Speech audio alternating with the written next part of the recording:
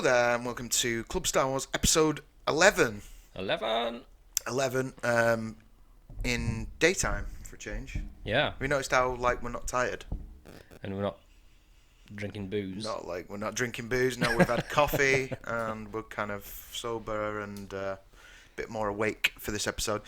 So there's a lot more news to take a look at.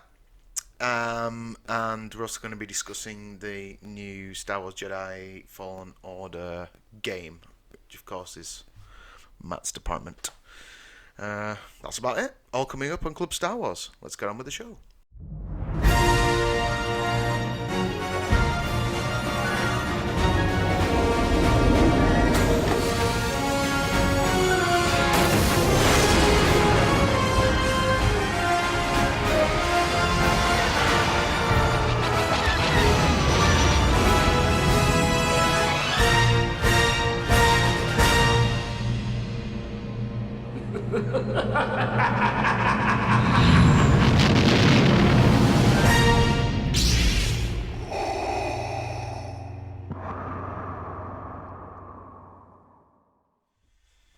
So, this Star Wars news, it's quite a lot of gamey stuff, really. There is a lot of game stuff this week because we've just had E3. So that's the big sort of gaming yearly event. E3. E3, yeah. Is it always called E3? It's always called E3. Why? Not sure, actually. Like D23. When I first heard about D23, I was like, oh, so next year will be D24. Like, why is Yeah. it 23? I don't know. Yeah, I don't know why it's E3 either. So where's the E3? Where is it? America. That's in America. Yeah, and you've got Xbox and Nintendo and all that sort of stuff, and all the developers of games, they go and show off the stuff. So yeah, it's a big deal. PlayStation wasn't there this year though, unfortunately. I don't know why. All right. But I think they hold their own event at another point in the year. But, yeah, there you go. Fair enough. So, this from Tech Radar. Star Wars Episode 1 Racer and X-Wing will be re-released on modern platforms. They'll look exactly as you remember them, for better and for worse. So, this is some of the LucasArts titles then, isn't it? Yeah, some of the games from your early 90s onwards, I think. See, I had a feeling that this might happen because, obviously, even if you're not a gamer, you know that retro gaming is like a huge thing, and people want to play those old games that they remember from a certain period in their life and stuff like that. But there was some guys who took on doing cleaning up Indiana Jones and the Fate of Atlantis. Oh yeah, if you remember that. Yeah, I do. Yeah. Which I loved that game. Yeah. Is that the one they had on the original Xbox or? I don't even know whether it ever made it. I think it was like Amiga. Oh right, is that far back? I think it's like PC or Amiga. Right. I had it on Amiga. Okay. Yeah. Of like 12 floppies. Right. For the game, something like that. Yeah. So was it like a platformer? It wasn't that there was always for Last Crusade and for Last Crusade there was a platform and an adventure game. Right. And for Fate of Atlantis I don't think there was a platform, there was just an adventure game. Yeah.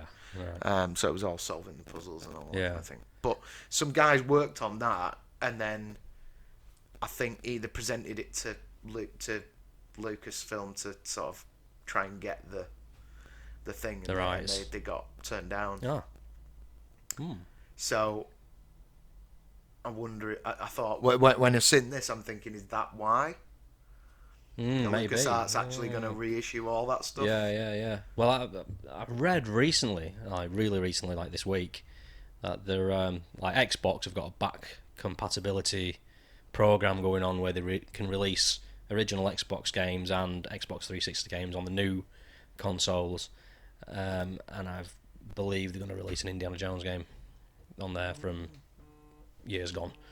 I think I know the one you're talking about.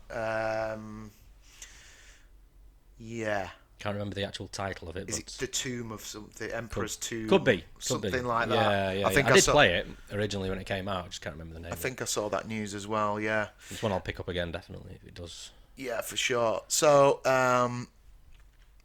So yeah, so you'll soon be able to get some of your favourite childhood Star Wars games, including Star Wars X-Wing, Jedi Knight 2, Jedi Outcast, and Star Wars Pod Racer, all on modern platforms, as well as a few on their original consoles. The re-releases of these games will be brought to you by Limited Run Games, a company that specialises in small batch physical releases of classic or hard-to-find titles. The deal was announced during the company's press conference at E3 2019, and they confirmed in a tweet on the company's Twitter account, though. It's still not clear when the games will come out. Unfortunately for both, better or worse, these games aren't remasters, i.e. right, so they're not actually remastering them or anything. No, they're in the original. Still have the authentic. original graphics and character models. That will help these games maintain their historical accuracy. But it might also mean that they don't hold up very well, especially since some of them date back to the 90s. The first of these games to get the old re-release are Star Wars Bounty Hunter for PlayStation 4 and Star Wars for NES and Game Boy, both of which are due out on June 28th.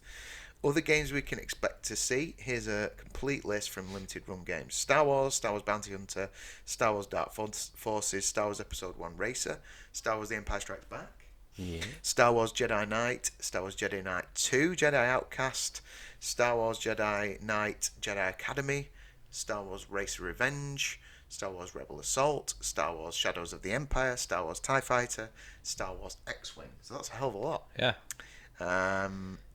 Cool. Are you excited by that possibility? Oh, yeah, definitely. Yeah, I'll pick a few of those titles up. I'd be interested to see the Shadows of the Empire, particularly after the discussions we've had on that stuff. Yeah. That was on the was it the N64, if I remember correctly? Because I'm sure I played that one. On Could the well have been. Might be wrong. I feel like I've seen that Shadows of the Empire artwork on a cartridge. on a cartridge. Yeah. I think I've played it years ago. So I think you could be right there. So cool. Good news for retro gamers. We'll keep abreast of that one. Yeah. If there's any further release dates, we'll let you know.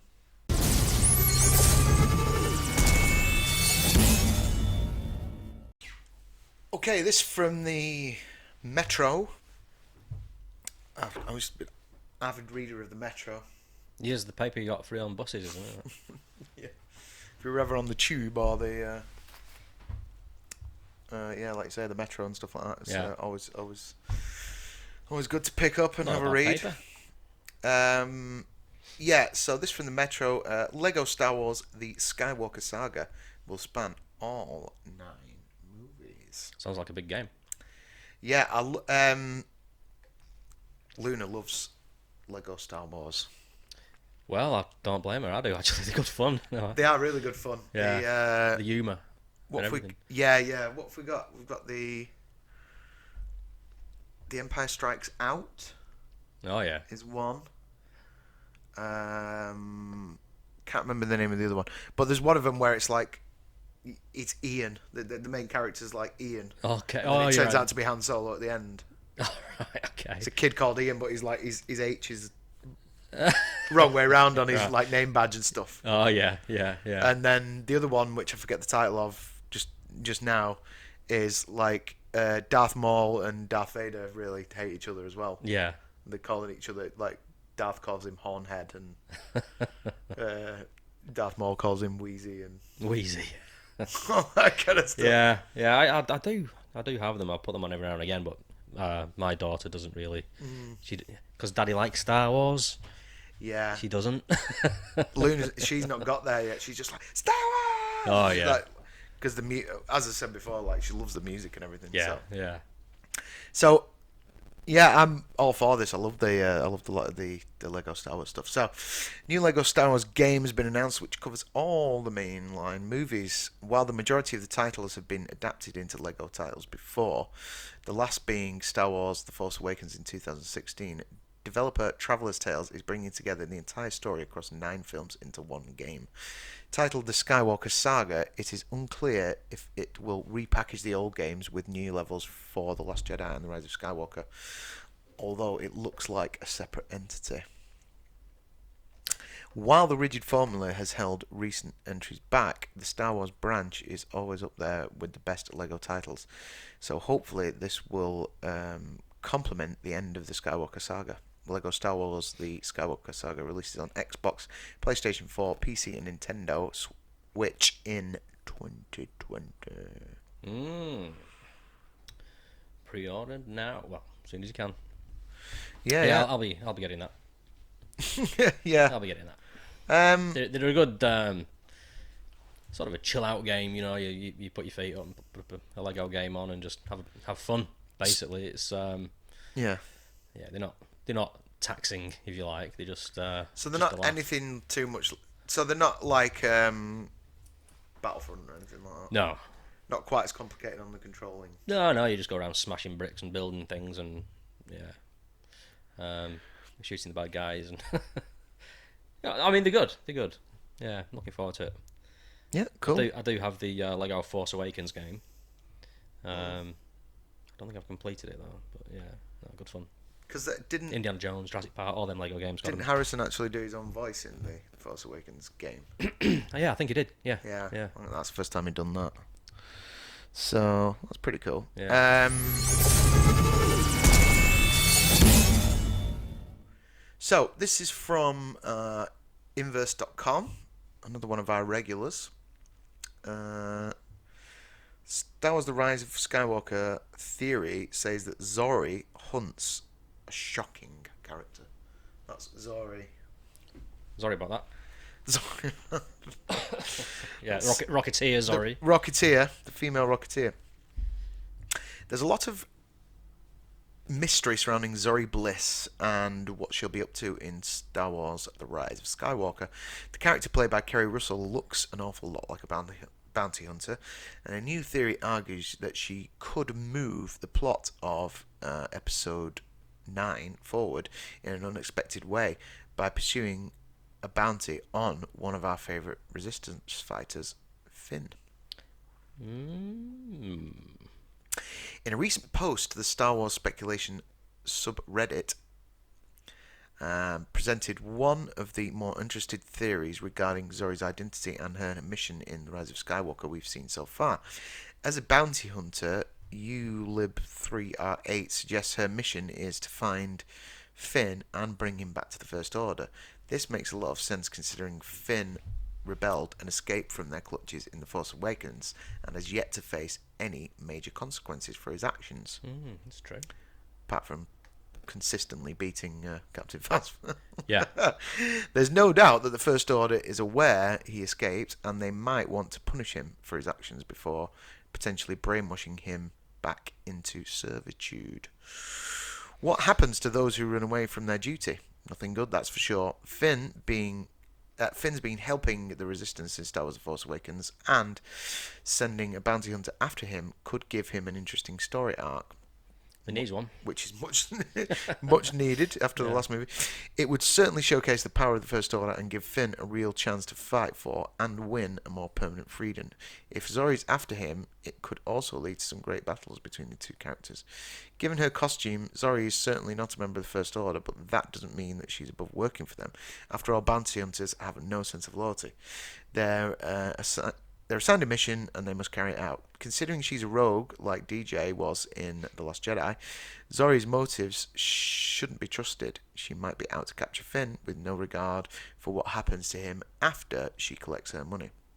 Simply based on her stance, outfit and mask, Zori's certainly on some kind of mission. Another interesting theory is that Zori was actually hired by the Resistance to capture General Hux. Okay. Perhaps they need someone with insider information and believe Hux could provide them with a lead regarding the First Order's plans. This would make for an interesting turn of events, but it's doubtful the Resistance would hire a bounty hunter to capture Hux. They're more likely to use scrappier resources to get what they need. Additionally, the First Order is far more strict in terms of security. It would be hard for Zori to move freely in and around their base to get to Hux without being noticed. Is it though? No, not really. Is I it mean, really? we saw in The Force Awakens, it's not that hard, really, to move around a base. Well, I mean, Han Solo pulled off a pretty badass move to get them onto the not Death Star. Yeah, yeah. Death Star 3. However, in The Last Jedi, if you just jump in an escape pod, you can sail straight in. Yeah, well, that's right. Yeah, yeah, it's dead easy. Sail straight in there. Yeah, nobody will Through notice. the whole land. And... Yeah, yeah. Get on with your But mission. then they'll all be stood round you when you get there. Yeah. Anyway. So, anyway. Yeah. Bounty hunters are nothing new to the Star Wars franchise and have been key players since the original trilogy. After all, Boba Fett is one of the most well-known bounty hunters in the galaxy, and Zori's mask is similar to Fett's, just with a modern take. Brackets, Rocketeer. Whether Zori is a bounty hunter remains to be seen, but the idea of her potential hunt and capture of Finn might be one of the most intriguing theories surrounding Russell's role in Episode 9. So there you go. What do you think of that? Yeah, I mean, that'd be a good storyline, I think, I mean, Finn desperately needs a decent arc. I can't believe we're in the third movie already, and, there's no meat to that character as such, No. Nothing was built on in the last movie. No, he was great in The Force Awakens. Yes. And Yes. very underused in the last one, so Yeah. it would be nice to see him get something decent. Definitely. Poe as well, to be honest. I did ask, what's his name? John Boyega, last time you saw him. Last time I saw him. Yeah, I did tweet him and said, what was the most fun movie to work on? Like 7, 8, or 9. Not expecting an answer, really, but he said 9. Yeah. So, he answered, 9 has been the most fun for him, personally, to work on. So, if you'd like to see what Matthew's tweeting, go to @club_star_wars on Twitter. Yes, yeah. And see who's stalking. Speaking of stalking, it wasn't even a stalking thing. I've never known an Instagram, like, when I put stuff on Instagram, usually average something between 30 and 40 likes. It kind of tops out. Yeah. Yesterday I put that picture of me and Rose Leslie on. Oh, yeah. I ran into her at Media City like 3 years ago. Tagged Media City and BBC Manchester. Media City liked it. Oh, yeah. If you want to follow me on Instagram, by the way, it's @PaddyRocker. It's currently sitting at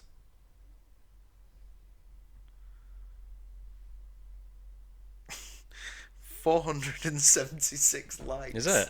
I was like, what?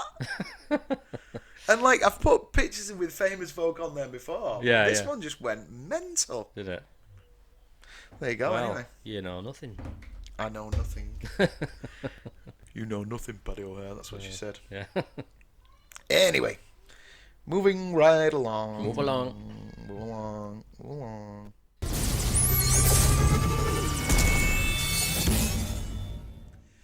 Right, so moving along, this is from our favourites, the Daily Express. What's going on here, dude? There must be a massive Star Wars geek at the Daily Express. It looks like there is. Because they seem to pick up a Star Wars fan theory article. Every day. Yeah. Near enough, isn't it? Yeah. Because they picked up the stuff about Tim Rose, didn't they, last week? Yeah. And there's always something there. Anyway, so Star Wars 9, Rey parents' horrifying theory. Will Rise of Skywalker really dare to do this? Do what? Probably not. Star Wars 9, The Rise of Skywalker must reveal where Rey came from, but will they really dare to do it this way with Palpatine and Luke Skywalker in the creepiest way imaginable? Creepy. Imaginable. So, many fans have always wanted Rey to be part of the continuity from the previous trilogies. Abandoned or hidden for her own safety on Jakku. Where did she come from? Why is she so precociously talented in the Force? Why? Precociously. Yeah, it's true. Yeah. Rather than Anakin and Luke. Why does she have such a, dare we say, familiar connection with Kylo Ren? Why did the Skywalker lightsaber fly to her even before Kylo Ren? Why is Palpatine back? Is the explanation actually right there in The Empire Strikes Back with deeper roots in Attack of the Clones? Clones. Rescue Matt. Bring on the clowns. It's more Reddit. Redditor Vader21 already blew our minds with an incredible Anakin theory, and this time it's a frighteningly plausible look at where Rey really came from. It's an explanation that fits every one of the clues around. It says Rey is a clone of Luke made from his hand that got cut off in The Empire Strikes Back. I've already said that in the past. Yeah, it's kind of not a new theory, is it? It's been, Well, it's they talked about this before Force Awakens. and it's already been in the Maybe not about Rey, but novels in the past as well. The Legends novels, isn't it? Where the Emperor clones Luke from his hand, and you get evil Luke. Luke with 2 U's. Luke. That would have been cool. Yeah. The clone was made by Palpatine in one of his labs in Jakku. 2 junk traders found Palpatine's lab and were scavenging for goods they could have sold off for drinking money. They found Rey and sold her off to Unkar Plutt. Yes, it sounds extraordinary, but the Star Wars prequels are based around clones and not just faceless soldiers, but family situations like the bounty hunters, Fets.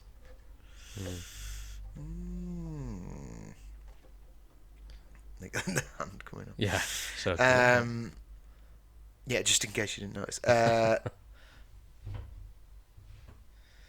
Yeah, so Star Wars loves endlessly rippling patterns and circular repeating themes. This new theory does just that and tops it off with a wonderful image. The theory adds, this would explain why Rey thought her parents were nobody, why is she also so strong with the Force, and also why Anakin's lightsaber called for her. Would be poetic in the sense that the lightsaber is yearning for the hand that once wielded it. Oh, well, yeah. Palpatine also famously had numerous backup plans and exit strategies in case he was defeated at any stage. He had always wanted Luke even more than Anakin/Darth Vader. This would have been his long-term insurance in case he failed to win over Luke. And now it appears Palpatine's back, whether he is somehow still alive or is in some sort of Force ghost, or even shown in flashbacks or holocron memories. Palpatine still has a part to play in the final Skywalker saga. But would Disney and Lucasfilm really go that far? There are certain worse options. So yeah, check out the other theory on Reddit. But what do we think? I like it. It gives Rey a really cool explanation, if you like, to who she is, why she's so powerful, and all that jazz. And it explains the mirror scene in the Last Jedi. To me, I mean, she sees multiple versions of herself, clones. Yeah. You see the 2 figures behind the mirror morph into one, so she came from one source. Yeah. Clone. It's. Yeah, that's good. Because yeah, I did see that and think, huh? Yeah. It was like Ryan Johnson or whoever was just like, let's put a thing in, like in Empire Strikes Back, where everyone went, huh? Yeah. Where Luke fights Darth Vader, but it turns out to be himself. Yeah. And his head, his face is in the helmet and stuff, and everyone was like, Yeah, it's like the writer doesn't actually understand it themselves. They just put it in there and people just scratch their heads. But I mean, maybe it's like a fighting himself. He's fighting himself if he kills Vader. Yeah. He just needs to face him and try and turn him around. I don't know. Have you discussed theories about what that scene's about? No, I haven't. And what did you? Have you the always just the also Dagobah gone, cave scene? I've always really just gone, and the meaning behind it. What is it? I don't know, because he chops his head off and his own face is staring back at him. What is it all about? Yeah, I don't know. What are your theories on that? Because I've never really thought about it. I have not really thought about it too much, but having just thought about it there, I thought, is it if he was to kill Vader, he would be fighting himself because he doesn't know yet that Darth Vader is his father. No, so maybe it's just a bit of foreshadowing, saying You know, you're part of are him. Luke. Yeah, yeah. You are Vader. Vader is you. Yeah, or you have the possibility of turning into Vader, or Yeah, yeah, yeah. you know, yeah. It's interesting. But yeah, the Rey thing, I didn't understand that. But this would make for a nice. It would make sense, and when if it is true, when you rewatch The Last Jedi, if you ever do that, that cave scene will make a lot of sense because, oh yeah, she's a clone. Yeah, you rewatched Force Awakens the other day, didn't you? I did. Yeah. How was that? Great. It's a great movie. It really is. It's an adventurous Star Wars movie, and It's got the feeling. it has. It's got that Star Wars feeling. JJ did a good job. I mean, yeah, it's got a lot of similarities to A New Hope, but I don't mind that. You know, it's a good entry to the sequel trilogy. It's the next movie let it down a bit because it didn't really follow on. But I mean, I might eat my words when 9 comes out. Yeah. You know, I might end up. Retcon, yeah. I mean, you never know. I mean, you can't really judge the trilogy as a whole until it's a trilogy, until the last one's out. I mean, I might be a bit too harsh sometimes with these films, but that's how I feel, I suppose. For being a lifelong fan. Yeah, yeah. So there you go. I mean, interesting theory. Be good. We need something. Yeah. We need something that explains. Yeah. We do. Yeah. Absolutely. Because, you know, I mean, it'll shut down all the arguments that she's a Mary Sue. Yeah. You know. Yeah, it will. That's for sure. Yeah, well, for sure. So let's move along to another article from the Express. Our Star Wars fan theory crack dealers. So, Star Wars Episode 9 new theory says the Millennium Falcon is more important than we realise. Star Wars ships are as beloved as the characters themselves. This theory says that the Millennium Falcon is way more important than we realise. Yeah, well, yeah, okay. So, when the trailer for Star Wars The Rise of Skywalker finally debuted, fans were instantly besotted. There were many moments of emotional resonance. The one that lingered was to see Lando Calrissian back in the pilot seat of the Millennium Falcon. Ha ha ha. The ship is a Star Wars icon as much a character as Han or Lando themselves. This is true. So, this theory says the Millennium Falcon is way more important than we realise. 2 friends and Star Wars fans behind the fan site Spoiled Blue Milk have written an extensive and detailed theory about the rise of Skywalker. In particular, the theory expounds on the importance of the Millennium Falcon. While one theory already speculated the Falcon will be destroyed... No. Don't do it. Listen. You got rid of Han. Let's not get rid of the Falcon as well. And Luke, yeah. This one says quite the opposite. Spoiled Blue Milk explained how the Falcon, as it is presented in the original trilogy, was, to use Ray's word, garbage. Fans know how resilient the ship is, but writers behind this theory cite a piece of retcon from Solo: A Star Wars Story as to why. Now with the Deep breath. Now with the infusion of L3, they've essentially given it magical powers. Oh, Rey is now in possession of a magical ship that knows how to get in and out of an area surrounding a black hole that, in the story, the writers borrowed it from, was used to imprison an unkillable dark side villain. In Solo, Han and Lando pilot the ship through something called the Maw. The Maw is, in the Star Wars universe, a giant cluster of black holes. When the Millennium Falcon navigated the Maw in Solo, this moment became part of its lore as the ship that did the castle run in 14 parsecs. 12! 12! It was 12! 12! 14. Spoiled Blue Milk continued. Lucasfilm is also reintroducing the only living character in Star Wars to have survived the Maw, Lando. Yeah.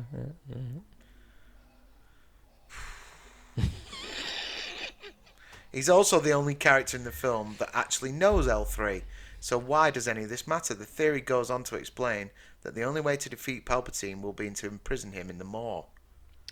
And the only way these heroes can get to the Maw, the Millennium Falcon, Okay. All right. Well, there you Oh, go. boy, do I hope that's not true. It probably will be now. Yeah. Yeah. Okay. Well, Yeah. The Falcon, it's a aka magic ship. R2D2. Sorry, Yeah. R2 Me Too, R2 Me Too. Yeah. as I like to call. Droid rights. Equal rights. Hmm. Equal rights. Yeah. Yeah. And Lando's in love with a robot. Pando. Pando.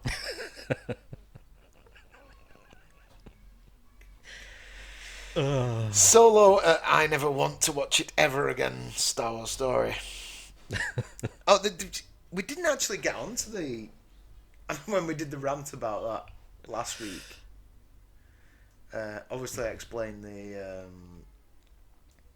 the my issues with just the general stuff with Han Solo and stuff, but we didn't even really explain about R2-Me2. And like you say, I remember seeing another theory about it was like, because they've kind of made it into this. They've made droids have never been this thing before, have they? They made it almost like droids are like insane consciousnesses, like being trapped inside a metal body trying to escape. Yeah. It's like, no, it's not the way it they're is. not. Come on, it's. They're trying to give them a voice and Stop turning Star Wars into, our reality. Social justice. It's a fantasy film. or like it was almost they were trying to like give it make it like droids have got body dysmorphia. Yeah. Like R2-Me2 wants to be in the Millennium Falcon instead of being. Ugh. Yeah. And they just, Lando, with me, is a smooth bastard. Yeah. But in Solo, they make out that he's actually in love with a droid. Yeah. Why? Why though? He's a pansexual, apparently. Whatever that means. I did not know what that meant until the Star Wars people started talking about it. Is this a word created so you can kind of include those blokes who have a relationship with rubber dolls and stuff? Yeah, or cars or whatever. Yeah. I think that's it's crazy. It's Star Wars, guys. Just leave all that out, please. Just what do you think? It's a space saga. Yeah, it's a space fantasy. We don't need to attach any of the baggage of mankind's current situations of what we're arguing about into it. No. It doesn't. It's like me turning around and saying, "Look, I'm really upset because I don't feel that I'm me as a 40-something, long-haired, slightly overweight guy from Oldham." I'm really pissed off that is not being presented in Star Wars. Yeah. So could you do me a favour and create a droid? Represent us in... Yeah, represent me in Star Wars. Yeah. Like, put a guy who looks like me, is from... With a northern accent. From Saddleworth, with a northern accent that's trapped inside a robot. Like, it doesn't matter. No. It does not matter at all. It's the fictional characters, long time ago, galaxy far, far away, nothing to do with what's going on here. Exactly. And I'm afraid, because they're injecting that into the stories, it'll date the movies. We'll progress throughout the years. We'll watch these stories back again and be like, nah, that's why the other ones are timeless. But I appreciate I can appreciate why people want to see themselves represented on there, but it's unimportant. Exactly. It's just suspend disbelief and want something that just it's taking its place in space. It's fictional. It doesn't matter. It don't matter. As long as the story's good and sound, Yeah. It doesn't matter if a guy from Saddleworth is represented. Yeah. I think we should start a petition though. Start a petition. We want Star Wars dads in Star Wars. Please. Yeah. Northern accents and everything. Northern accents, like Jon Snow, but Jon Snow in space. But Jon Snow in space, but really cranky and just slagging off like two of the sequel films. Look, just put us in the film. Yeah. All right. We could be in the Millennium Falcon at the board game, Exactly. We'd do, complaining about we'd do things. whatever. I'll be in the background. I don't care. I'll do whatever you want. You know, because then for the next 10 years I can turn up at conventions and sign a photo for a tenner. I was in Star Wars. You see that? See my butt cheek there, just sticking out from behind the other person. That's me in Star Wars. I'm the guy in the rubber suit, I'll right be in the tenner. background. Thanks best wishes to Yeah. to who? Like 15 quid, please. To the insane person trapped in a robot's body. The force is strong with you. Force yourself. Best wishes. Yeah. Grumble, grumble. Paddy O'Hare, third butt cheek from the right. Star Wars: The Rise of Skywalker. Yeah. Can we do a pitch? Yeah, no problem. Move on. Move on. Yeah. Okay, last one. So this is from Polygon.com. It's a rather nice website intro there. To be honest, it looks really good. Respawn had to earn lightsabers and Jedi in Fallen Order. This is not Stig Assem's God of Star Wars. Don't know what that means. Anyway, a few years ago at Respawn Entertainment, developer Stig Asmussen assembled a small team to make a third-person action game, which is pretty much exactly what you'd expect from someone who played an integral part in creating God of War franchise. Which I've never played. We saw what that project became at EA Play 2019. Star Wars Jedi Fallen Order is more or less what any Star Wars fan might expect too. Adorable droids, not psychopathic ones, telekinetic force powers, gleaming lightsabers, slumping stormtroopers with a camera hovering behind a Jedi's back. What we didn't see was the multi-year collaboration, a sometimes easy relationship between Respawn and Lucasfilm forged to create a game where the most basic elements click into a canonical story. Canonical. That's a new word. Star Wars Jedi Fallen Order will be as truthful as, say, the events of The Force Awakens. From the very beginning, Assuman told Polygon, we wanted Fallen Order to be canon because it's a story-based single-player game, and we felt like we could make something that was really strong and that matters. That made the game more challenging to make because it has to be scrutinized at an extra level to make sure that it fits with everything. It's got to be watertight. It's got to be watertight. Like a duck's bum. Even for the big Star Wars fans at Respawn, development involved a lot of education, occasionally a little headbutting. The company couldn't just come up with cool gameplay ideas and run with them. It had to justify and earn things as fundamental as lightsabers and Jedi. There really are rules to Star Wars, he said. Well, there used to be. Yeah. And everybody kind of has their own perception of what it is as a fan. But when you really get working on it, you need to do something that's faithful, that doesn't trample on other things. It's definitely a learning process. According to Assuman, Lucasfilm serves as something like an appraiser of ideas. The developers design, and then they have discussions with the protectors and keepers of Star Wars lore. Respawn's education goes back to the earlier stages of the project. Turns out you can't just throw laser swords into a game, brand your hero a Jedi, and make cool stuff. You have to create everything in relationship to the entire Star Wars universe. In the beginning, we were saying, yeah, we want to do all this stuff. They're like, no, you can't actually do. No, you actually have to learn this. Not only did we need to earn the respect that we are going to make something that was faithful, but we had to earn concepts that we wanted or were ownable enough that they belonged to Star Wars. Owning those concepts was one of the first points of contention. Lucasfilm was initially interested in a game that wasn't about the most iconic Star Wars weapons and character classes, but that was at odds with Assuman's vision and his team's abilities. The team that I built was all third-person action adventure, Assuman said. That was kind of what they did. And when we signed the Star Wars deal, they're like, yeah, we're going to make a game with lightsabers. And the first meeting I had with Lucasfilm, they were more interested in us making a game with smugglers or something that wasn't Jedi focused. And it's because Jedi are essentially the Holy Grail. If Respawn wanted to make a Jedi game, they had to convince Lucasfilm first. In those early days, Ashman's God of War pedigree cut both ways. They knew I had a background in God of War, and several of the members of the team also did. I don't know if they were afraid that we were going to try to turn this into a God of Star Wars or something like that, but we had to prove to them that we could make something that earned that honor. At first, Ashman said Lucasfilm had a different kind of game in mind, thinking it might be about smugglers or bounty hunters or something like that. It was like, look, that's not my background. I don't know how to make a third-person shooter. That's what we're talking about, right? I mean, my team's not designed to do that.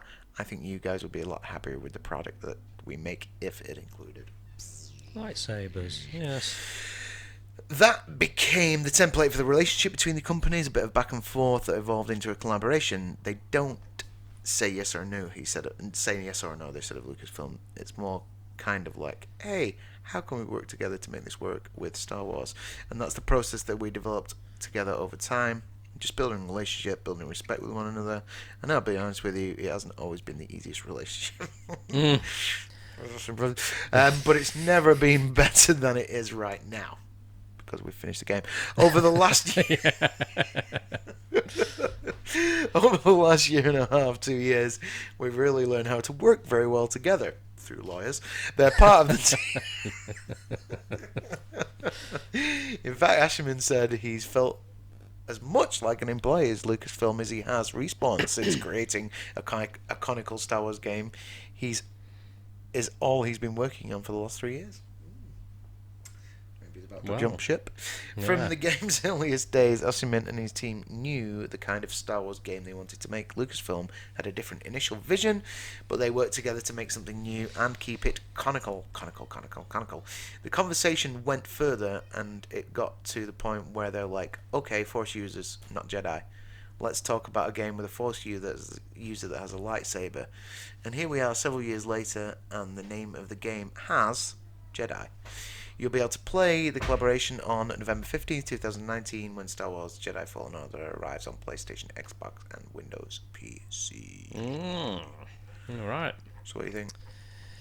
Well, it seems like Lucasfilm are taking the video game side very seriously. More so than the movie side, dare I say.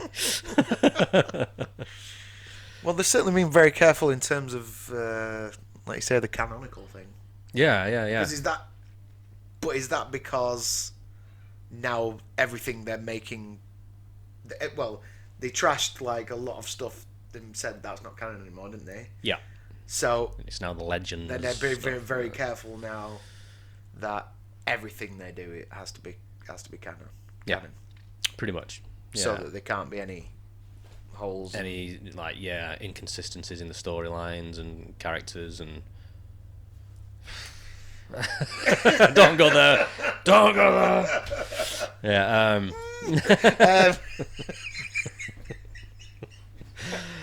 We keep going there though. Yeah, we do. We're gonna stop it. Just stop talking about The Last Jedi. Yeah. It was 18 months ago, Tim. This game looks great. It does. I will definitely pick this up, pre-order it, whatever, when I've got the dosh. And, yes. I'm out of interest. How much does the game set you back these days? Well, there's different options. If you're getting the base game, you're probably talking about 45 to 50 quid. Something like that, I think. Yeah. And then it goes up from there, depending on... So cheaper than a Laserdisc. Yeah. You can get different options though with games, like you pay a bit extra, you get, I don't know, different weapons, different skins, whatever. It's all digital.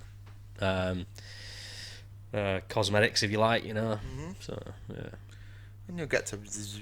Yeah, no, it looks fantastic. I'll try and include a clip in the video. And, We're here to free you. You're not alone.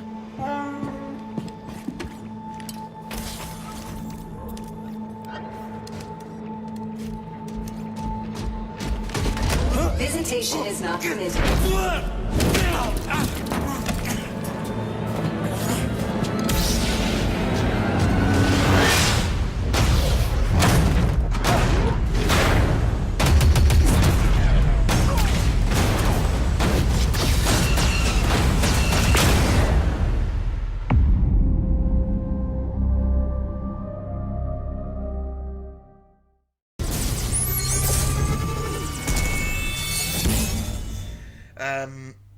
So that's all, folks. I'm not actually sure, as I've not told up the totals completely there, but feels like it's slightly shorter, or maybe it's just because it's daytime and we've had more sleep. And Yeah, we've got things going on. downstairs. Kids are playing up down. Kids are playing up downstairs. Yeah. Star Wars Dad's house in the middle of our streets. So yeah, anyway, until next week. Well, bit of a thing next week. We're hoping. It's looking quite good. Andy's going to be coming in next week and doing some Star Wars music with us. Awesome. Which will be awesome. We're also circling next week's episode as the end of season 1. Yes. Because that'll be 11, 10, 12. 11, 12. 12 episodes. That'll be 12 episodes. But we'll still be dropping the odd thing on the channel, gaming-wise, or... Yeah, we'll drop things in between. By the way, check out the fantastic new Club Star Wars gaming video that Andy's dropped. There's like about 2 hours of gameplay there, and just look at the music, amazing music and intro thing that he's done for the whole thing. It looks amazing. Yeah. So as I say, things are going to be getting a little bit busy, so we're going to do end of season 1 while I have to deal with a few event-related things. Yeah.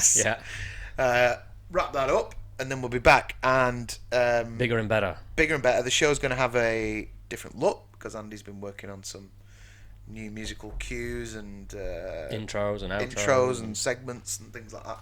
So the show's going to look a lot slicker and stuff like that. But yeah, we'll be back next week with some Star Wars music, and yeah, that's about it for Club Star Wars this week. All right. So It's all about the wars.